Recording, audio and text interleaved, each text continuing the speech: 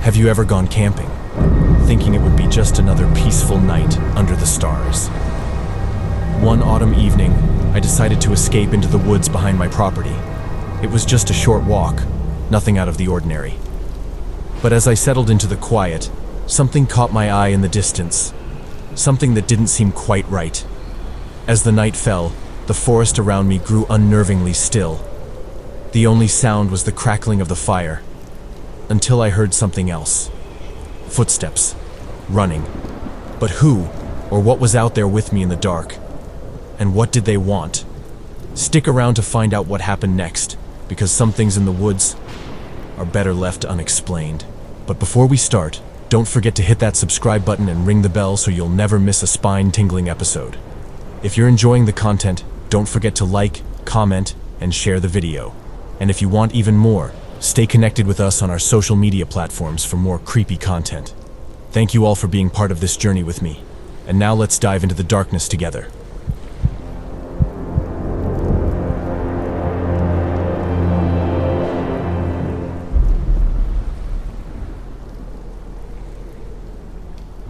One autumn evening, I decided to spend some time camping alone in the woods behind my property. I had a sizable stretch of forested land, and every now and then, I'd take advantage of it to get away and enjoy the solitude. It was just a short 10 to 15 minute walk from my house, so it wasn't far to go. I had no grand plans, just a simple campsite in a quiet part of the woods where I could unwind. That day, sometime around 4 p.m., I made my way into the forest and began setting up camp. There was nothing particularly remarkable about the area, no picturesque views or lakes, just a peaceful spot in the woods. While I was getting everything in place, I noticed movement in the distance. About 100 yards away, I saw a figure walking through the trees. Given that it was on my property, I thought it was strange to see someone here, especially considering the land was bordered by other neighbors, and there was no reason for anyone to trespass. The person was walking in the direction of my neighbor's land, so I didn't think much more of it. I spent the next few hours in complete peace, sitting in my camp chair, enjoying the calm sounds of the forest. The sun dipped below the trees and the air began to chill, so I lit the fire pit. It was a quiet evening, just me and the crackling of the fire. By around 9 p.m., as I was tossing more sticks into the fire, I suddenly heard the sound of running footsteps. They were coming from somewhere in the woods, and at first, it was barely audible. But then, the sound grew louder and clearer. Someone was sprinting through the trees. I turned toward the sound, but it was pitch black beyond the firelight, and I couldn't see anything. I kept listening, the sound of their footsteps echoing through the night. Whoever it was ran past my campsite and deeper into the woods, and after a few moments, the sound faded away. It definitely sounded like a person, but why would someone be sprinting through the woods in the dark? It left me feeling uneasy, but I couldn't tell if the person had noticed me, or if they simply didn't care. I debated packing up and leaving, but the sound was distant now, and I didn't feel like it was worth the trouble. Still, the experience lingered in my mind as I sat by the fire for another couple of hours. It was eerily quiet otherwise. Around 10 p.m., I finally decided to call it a night and let the fire burn down. I climbed into my tent, exhausted from the day's work, and quickly fell asleep. But sleep didn't last long. Suddenly, I woke to the sound of footsteps, this time much closer. They were running toward my tent, and I shot upright. My heart raced as I heard the footsteps come right up to the tent and then stop abruptly, just a foot away from me. My breath caught in my throat as I lay perfectly still, the only sound the soft rustling of the forest outside. Then, through the fabric of my tent, I saw a figure move, leaning, peering through the thin material, trying to get a glimpse of me inside. My heart pounded, and my body went cold. The next thing I heard was a sharp tearing sound.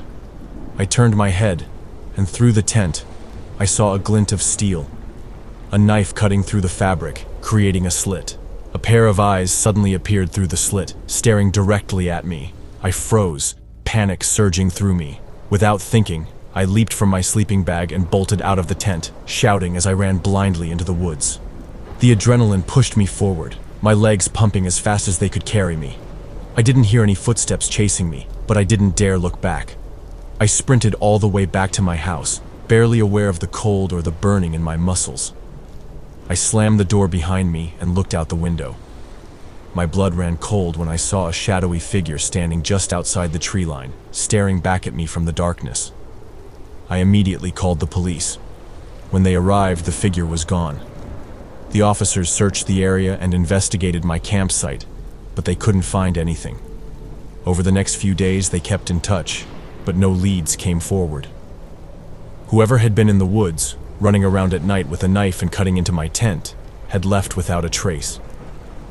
The thing that terrified me the most wasn't just the intrusion. It was that whoever they were, they had followed me home. They knew where I lived.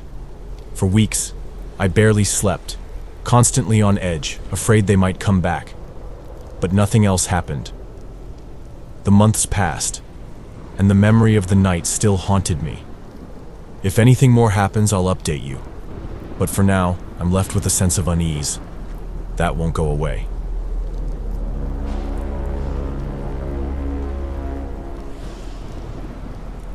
Two years ago, in the middle of spring, I decided to take some time off work to enjoy a quiet camping trip at a small, secluded lake in northern Wisconsin. It wasn't a new spot for me.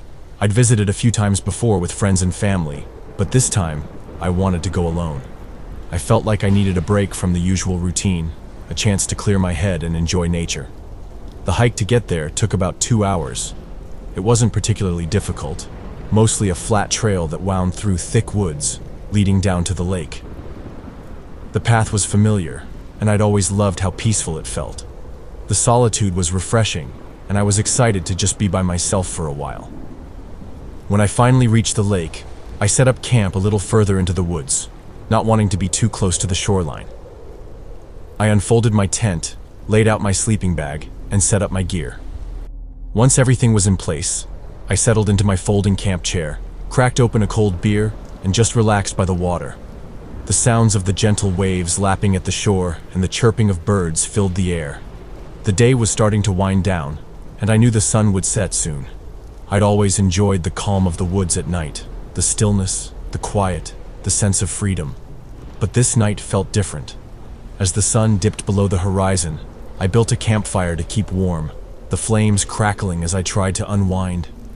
But a strange feeling started to creep over me, one I couldn't shake.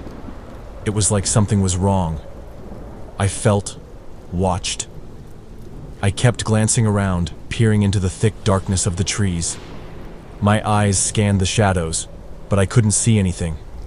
Still, that unsettling feeling only grew stronger, like eyes were on me, hidden somewhere just beyond the firelight. I wasn't normally someone who got paranoid, but this time I couldn't ignore it. Every little noise seemed amplified in the quiet.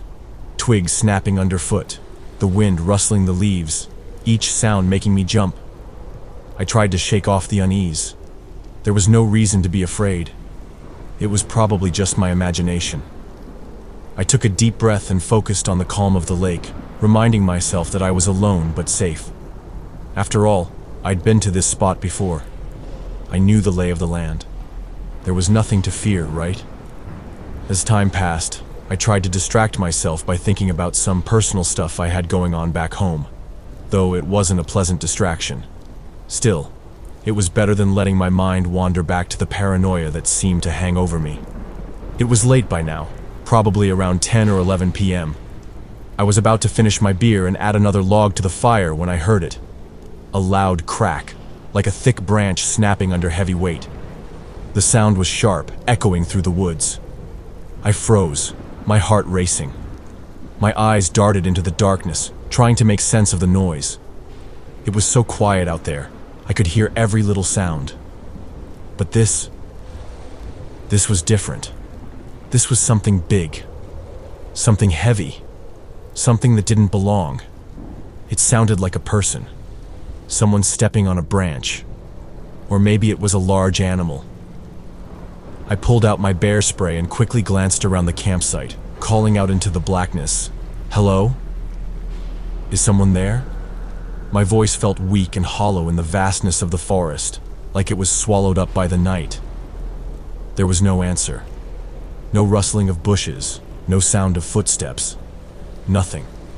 Just the dead silence that seemed to stretch on forever.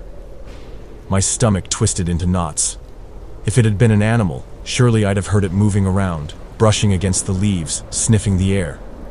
But there was nothing. Just that one sharp sound, and the eerie quiet that followed. I sat still for a moment, straining my ears. But still, there was no movement, no noise. Only the steady crackle of the fire. I remembered the flashlight I had in my backpack. I quickly grabbed it, my hands trembling slightly as I flicked it on. But when I shined the beam into the darkness, I saw nothing. The woods were completely empty. The light illuminated the trees, the underbrush, but no sign of movement, no person or animal in sight. Still, the nagging feeling of being watched wouldn't leave me. I felt it in my bones, creeping up my spine. My skin prickled, my senses on high alert. I couldn't shake the thought that something, was out there, just beyond the reach of my light. I focused on the fire, adding another log to the flames to keep it bright. The light from the fire flickered, casting long shadows that danced in the trees. Every few minutes, I turned my flashlight on again, scanning the area, my heart pounding in my chest. Then, just as I was about to lower the light again, I saw him. At the far edge of the beam, just at the edge of my vision, I saw a figure. A man. He was tall, unnaturally tall, and dressed in dark clothing that blended into the night. He stood motionless, watching me from the trees. My breath caught in my throat. He was too far to make out any details, but I could see enough to know he was huge. Probably 6 feet 5 inches or taller. His shape was solid, massive. Then, before I could react, he moved. He stepped back into the darkness, disappearing from view in an instant, as though he had never been there. But I knew he was still out there. I could feel it.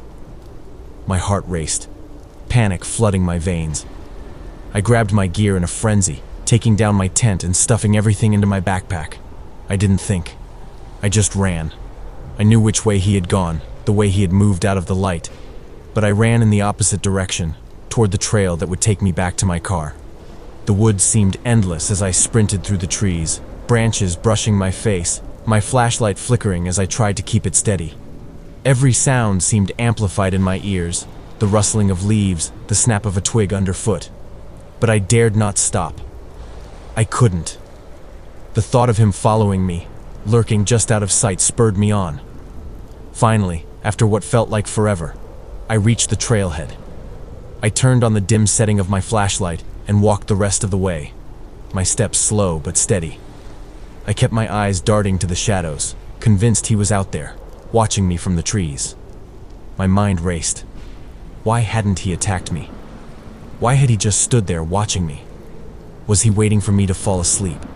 Was he planning to make his move then? I tried to reason with myself, to make sense of it all. Maybe he was just curious. Maybe he had been out there the whole time, watching me from the moment I set up camp. But that didn't make sense either. What kind of person, what kind of man, would do something like that? I didn't know. I didn't want to know. I made it back to my car, finally feeling safe behind the locked doors.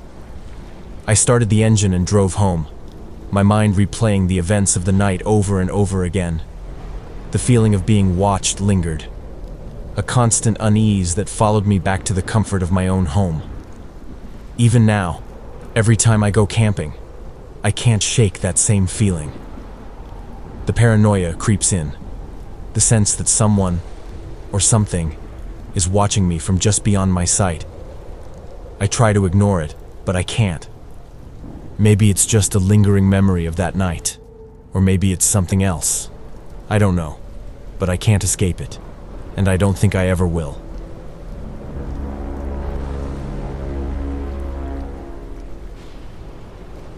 Winter camping has always been one of my passions, especially the kind of trips that challenge your limits and force you to embrace the icy stillness of the wilderness.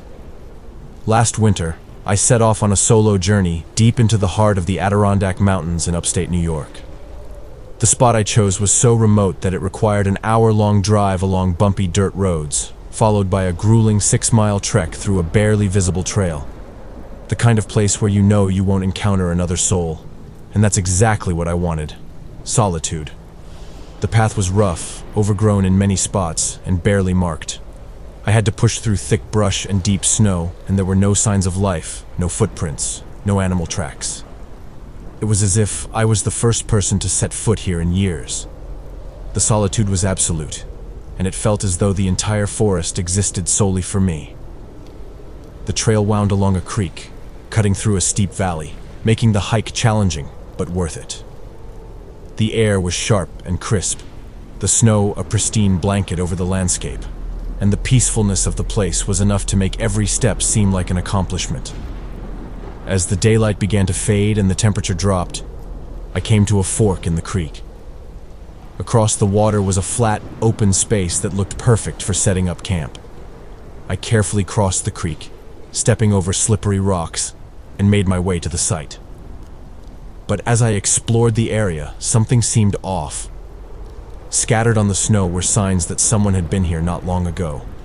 A tarp was spread across the ground next to a stone fire ring, and nearby, a log had been chopped in half so cleanly that it had to have been done with an axe or some kind of blade.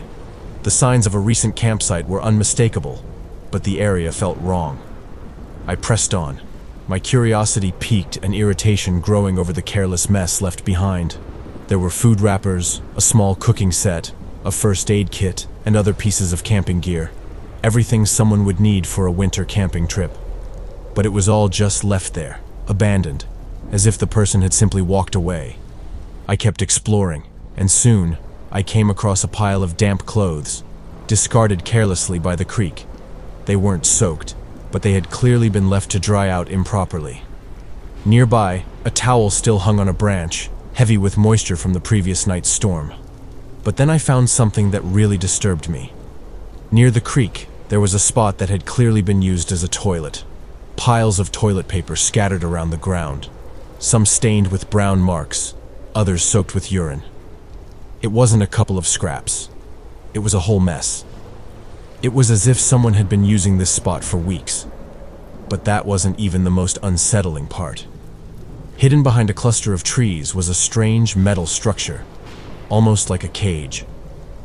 It was about 4 feet square and made from metal bars that had been welded together to form a crude frame. It looked like something someone had intentionally built out here, in the middle of nowhere. There was no door, no hatch, just a solid, closed cube. I couldn't make sense of it. Why would someone build this thing? And why would they leave it here, in such an isolated place? The whole situation began to make my skin crawl. There was the abandoned gear, the discarded clothing, the strange pile of trash, and the bizarre cage. I stood there, uneasy, my stomach churning as I tried to make sense of it all. But I had a decision to make. With daylight waning, I could either try to make it back down the trail in the dark, or I could camp right there, in the same spot. I wasn't keen on either option, but ultimately, I chose to stay.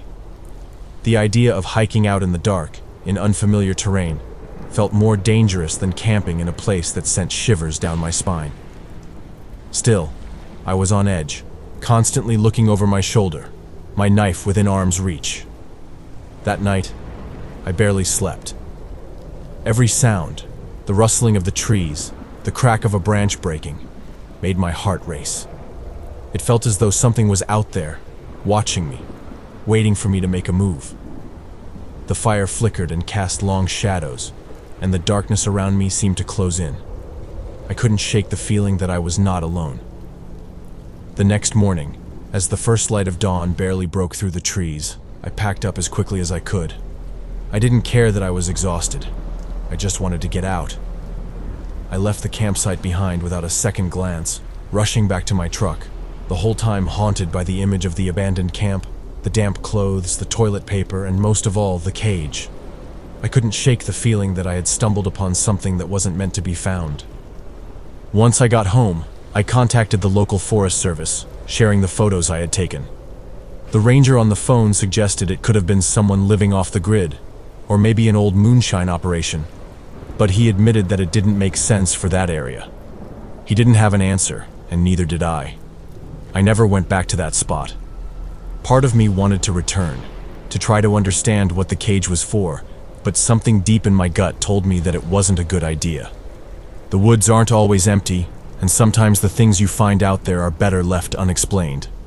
But that cage, it still haunts me. I can't forget it.